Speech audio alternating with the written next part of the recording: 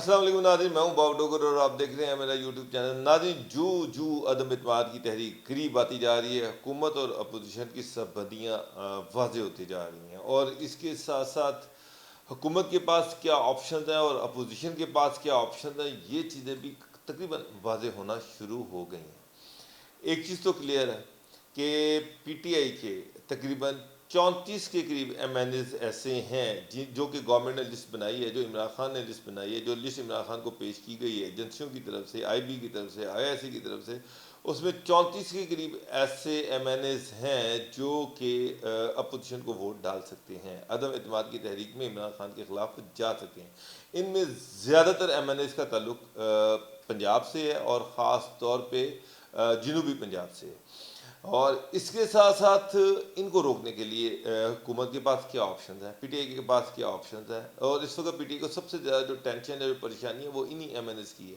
دوسری طرف اتحادی جو ہیں وہ ابھی بھی پنگ پونگ کھیل رہے ہیں۔ پنگ پونگ سے مراد یہ ہے کہ آج نون لیگ کے ساتھ رومانس کر رہے ہیں تو کل حکومت کے ساتھ رومانس کر رہے ہیں۔ چودھری جو ہیں وہ یہ اوپنلی کہہ رہے ہیں کہ جناب جو بھی ہمیں وزارت اعلیٰ دے گا ہم اس کے ساتھ کھڑے ہیں، لیکن الٹیمیٹلی جو سننے میں آ رہا ہے، جو میری معلومات ہیں، کہ 25 تاریخ تک ہر چیز کلیئر ہو جائے گی، واضح ہو جائے گی، اتحادی کل کے سامنے آ جائیں گے۔ لیکن ابھی تک اگر میں دیکھوں کہ حکومت کے ساتھ کتنے ہیں اور اپوزیشن کے ساتھ کتنے ہیں، تو کاف league, M Q M, G D A تو چلے آدھی آدھی وہ بھی ڈیوائڈ ہوئی ہوئی ہے، لیکن پارٹی یہ مجھے کوئی 70% اپوزیشن کے ساتھ نظر آ رہے ہیں، کوئی 30% حکومت کے ساتھ نظر آ رہے ہیں، بلکہ میں یہ پرسنٹیج جو ہے مجھے یہ لگ رہا ہے کہ یہ بڑھتی جا رہی ہے۔ اب اتحادی تو اپنی طرف ایک طرف سب سے زیادہ پریشانی جو ہے وہ اپنوں سے ہے، وہ پی ٹی آئی کے منحرف جو ایم این ایز ہیں ان سے ہے کہ ان کو کیسے سنبھالا جائے۔ اگر 34 اس دن آ گئے تو پھر تو میرا مطلب کہ بالکل ہی ختم ہو جائے گا۔ گورنمنٹ جو ہے وہ اتحادیوں کو مناتی رہے اور اپنے بندے جو ہیں وہ کوئی ووٹ ڈالنے اس دن آ جائیں۔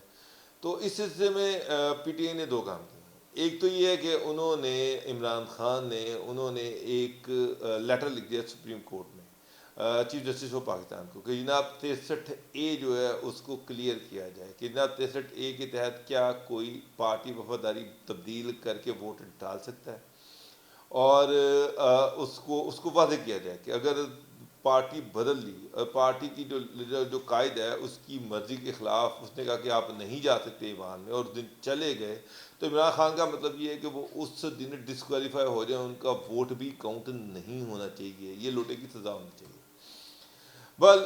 گورنمنٹ میں بابر عوان صاحب جو ہیں یا اور جو دوسرے لیگل وزرڈ ہیں، جو بڑے قانونی ماہرین ہیں، جو حکومتی قانونی ماہرین ہیں، وہ تو اس کی انٹرپریٹیشن 63A کی اس طرح سے کر رہے ہیں کہ جناب فلور کراسنگ ہو ہی نہیں سکتی۔ 63A کا مقصد یہ ہے کہ فلور کراسنگ جو ہے اس کو روکنا ہے، تو اگر جا کے انہوں نے ووٹ ڈال دیا تو پھر فلور کراسنگ کا تو وہ تو ہو گئی، اور پھر اس کی سزا جو مرضی ہوتی رہے، وہ پرائم منسٹر کا تو سر لے گیا، تو لہٰذا ان کا ووٹ کاؤنٹ ہو ہی نہیں سکتا۔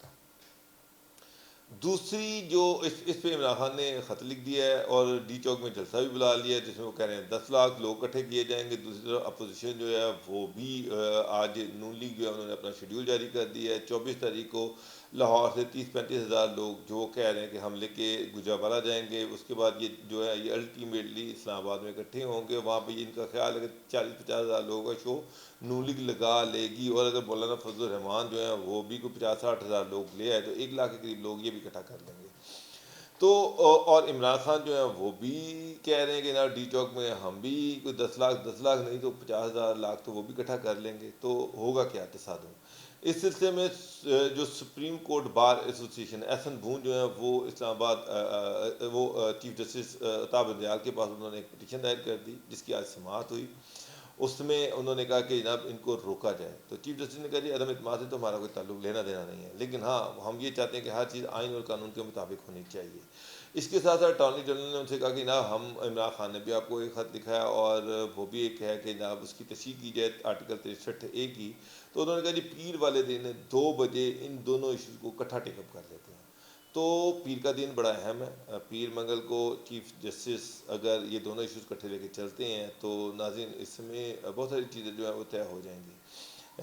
دوسری طرف ڈپٹی کمشنر اسلام آباد نے کل اسلام آباد میں دفعہ 144 نافذ کر دی۔ میں حیران ہوں کہ ایشو بڑا سرپرائزنگ ہے کہ پرائم منسٹر آف پاکستان انہوں نے ڈی چوک میں 27 تاریخ کو جلسہ رکھا ہوا ہے اور ڈی سی صاحب نے وہاں پر اس کی جوریسڈکشن میں دفعہ 144 نافذ کر دی گئی ہے.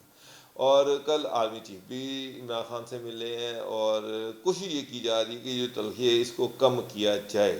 مثلا کل جو پی ٹی آئی کے ورکر جو ہیں انہوں نے سندھ ہاؤس پہ اٹیک کر دیا. اس کے پہ جے یو آئی کے جو ورکر ہیں وہ بھی وہاں پر پہنچ گئے, کلیش ہوتے ہوتے رہ گیا. اب یہ چیزیں تو ساتھ ساتھ چل رہی ہیں کہ ایک طرف اپوزیشن نے وہاں پہ اپنا لوگ اکٹھے کرنے شروع کر دیے ہیں, حکومت نے اپنے بندے اکٹھے کرنے شروع کر دیے ہیں, اور جو فیصلہ ہونا ہے وہ ووٹنگ پہ ہونا ہے. یہ کہتے ہیں ہم ان کو جانے نہیں دیں گے, وہ کہتے ہیں ہم ان کو اندر لے کے جائیں گے. ایک اور گورنمنٹ نے ایک اور کارڈ بھی کھیلا ہے. آج شہباز شریف, بلاول بھٹو زرداری اور مولانا فضل الرحمان نے جو پریس کانفرنس کی اس میں جو سب سے اہم نکتہ تھا جو بات کی جا رہی تھی وہ یہ تھی کہ جو اسپیکر ہیں وہ پیر والے دن اگر اجلاس بلاتے ہیں, ریکوزیشن جو ہے اس کے 14واں دن یعنی کہ پیر کو بنتا ہے, تو اس دن اگر اسپیکر اجلاس بلاتے ہیں تو speaker us then P T I کے ایک ایم این اے تھے حاجی خیال زمان, ان کی ڈیتھ ہو گئی ہے, کے پی کے سے ان کا تعلق تھا, ان کی ڈیتھ ہو گئی ہے اور وہ سیٹ خالی پڑی ہوئی ہے. لا یہ کہتا ہے کہ جب بھی کوئی کسی کی ڈیتھ ہو جائے اس کے بعد نیشنل اسمبلی کا اجلاس ہو تو اس اجلاس میں اس پہ ایک تعزیتی ریفرنس دیا جائے گا, اور اس کے علاوہ کوئی اور ایجنڈا اس دن سامنے نہیں آ سکتا. اب حکومت کیا چاہ رہی ہے؟ حکومت یہ چاہتی ہے کہ اپوزیشن نے ریکوزیشن دی, ریکوزیشن میں اجلاس بلانے کی ریکوزیشن تھی, اس کے ساتھ ساتھ عدم اعتماد کی تحریک پیش کی پرائم منسٹر کے خلاف. اب اسپیکر 14 دن کے اندر اجلاس بلا سکتے ہیں. اب اسپیکر صاحب 14 دن اجلاس بلاتے ہیں, وہ پیر والا دن اجلاس بلاتے ہیں اور اس میں وہ تعزیتی ریفرنس پیش کیا جاتا ہے اور اس کے بعد اس اجلاس کو پر روک کر دیتے ہیں, ملتوی کر دیتے ہیں, ختم کر دیتے ہیں اور کہتے ہیں کہ جناب یہ تو صرف تعزیتی ریفرنس ہو گیا, اب آپ ایک نئی اجلاس بلانے کے لیے ایک نئی ریکوزیشن جمع کروائیں. تو اس پہ 23 تاریخ کو اور اس کے بعد 24 کو جا کے وہ نئی ریکوزیشن جمع ہوگی. اگر نئی ریکوزیشن جمع ہوتی ہے تو اگلے 14 دن کے بعد پھر ایک نیا لمبا کام ہے. تو حکومت جو اندر سے چیزیں سامنے آ رہی کہ حکومت کی یہ پلاننگ ہے کہ اس کو مزید کھینچیں, جتنا ٹال سکتے ہیں ٹالیں, جتنا آگے لے کے جا سکتے ہیں لے کے جائیں. تو اب بلاول بھٹو نے یہ کہا, آج شہباز شریف نے بھی یہ کہا کہ اگر اس دن اسپیکر نے تعزیتی ریفرنس جو ہے اس کے بعد اگر اسپیکر اسد کیسر صاحب نے اجلاس کو پر روک کیا, ختم کیا, اور اس اجلاس میں جو عدم اعتماد کی تحریک ہے اس کو پیش نہ کیا گیا تو وہ وہاں پر دھرنا دے دیں گے. یعنی کہ ان کے جو بندے ہیں وہ وہاں پر دھرنا دے دیں گے اور وہاں سے نکلیں گے نہیں. اور اس کے بعد 21 کو اگر یہ اجلاس ہے, 22 اور 23 کو وہاں پر او آئی سی کی میٹنگ ہے, تو وہ کہتے ہیں پھر وہاں پہ ہم او آئی سی کی میٹنگ نہیں ہونے دیں گے. تو چیزیں بڑی کمپلیکیٹڈ ہوتی جا رہی ہیں. ایک طرف نون لیگ نے لاہور میں تیاریاں شروع کر دی ہیں لانگ مارچ کے حوالے سے. میرا مطلب ہے کہ 24 تاریخ کی پلاننگ ہے کہ مریم نواز اور حمزہ شہباز یہاں سے ایک جو بہت بڑا لانگ مارچ ہے. پلاننگ یہ ہے کہ لاہور سے 30,000 لوگ اکٹھے کرنے ہیں. مریم جو ہیں وہ ریلی نکالیں گی, جاتی عمرہ سے ماڈل ٹاؤن پہنچیں گی. سارے M N As M P جو ہیں وہ ماڈل ٹاؤن میں اپنے ورکرز کو اکٹھا کریں گے. اس کے بعد یہاں سے شاہدرہ سے پہلا پڑاؤ جو ہے وہ گجرانوالہ, اس کے بعد جہلم, اور جہلم کے بعد راولپنڈی, اور 27 تاریخ کو یہ سارے لوگ جو ہیں اسلام آباد پہنچ جائیں گے. تو وہاں پر پی ٹی آئی کے لوگ بھی اکٹھے ہو رہے ہیں. تو خوفناک تصادم ہو سکتا ہے. گورنمنٹ تو پوری کوشش کر رہی ہے کہ اس کو تصادم کو اوائڈ نہ کیا جائے, یہ تصادم والی سچویشن بن جائے. جس طرح سے منسٹر جو ہیں وہ اسٹیٹمنٹس دے رہے ہیں, جس طرح سے شیخ رشید کی اسٹیٹمنٹس ہیں, جتنا سے حفاظ چودھری کی اسٹیٹمنٹ ہے, یہ جو لوگ ہیں, شہباز گل ہے. اب میں یہ دیکھتا ہوں کہ ان سارے لوگوں سے 2 بندے تو ان سے راضی ہوتے نہیں ہیں. یہ گالیاں دینے پہ اترے ہیں. مجھے تو لگ رہا ہے کہ آخری دن ہونا یہ کہ یہ تینوں منسٹر جو ہیں یہ عدم اعتماد میں شامل ہو جائیں گے. جس طرح سے انہوں نے عمران خان کو تنہا کیا ہے, جس طرح سے انہوں نے عمران خان سے اتحادیوں کو دور کیا ہے، مگر فضول کی سٹیٹمنٹس دیکھیں، ایویں جاتی کہتے ہیں نا کہ راج جاتی لڑائی، یہ سارے منسٹر نے اتحادیوں کے ساتھ اور پی ٹی آئی کے ایم این ایس کے ساتھ راج جاتی لڑائی لڑی ہے. تو مجھے تو لگ رہا ہے کہ یہ بھی کسی مشن پہ، یہ بھی اپوزیشن سے ملے ہوئے ہیں اور وہاں سے انہوں نے مال کھایا ہوا ہے. عمران خان صاحب وہ کہتے ہیں نا اپنی منجی تھلے ڈانگ پھیرو، اپنے منسٹروں کو دیکھو.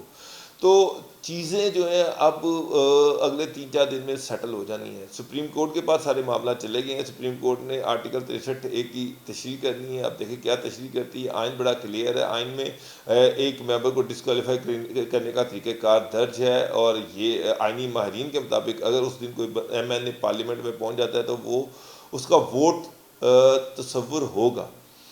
دیکھیں اب جو بابر اعوان صاحب ہیں یا باقی جو لوگ ہیں وہ اس کی تشریح، جو سرکاری لوگ ہیں وہ اپنی کرتے ہیں، تو سپریم کورٹ اس کی کیا تشریح کرتی ہے، اور جو سپریم کورٹ تشریح کرے گی وہ سب پر بائنڈنگ ہوگی.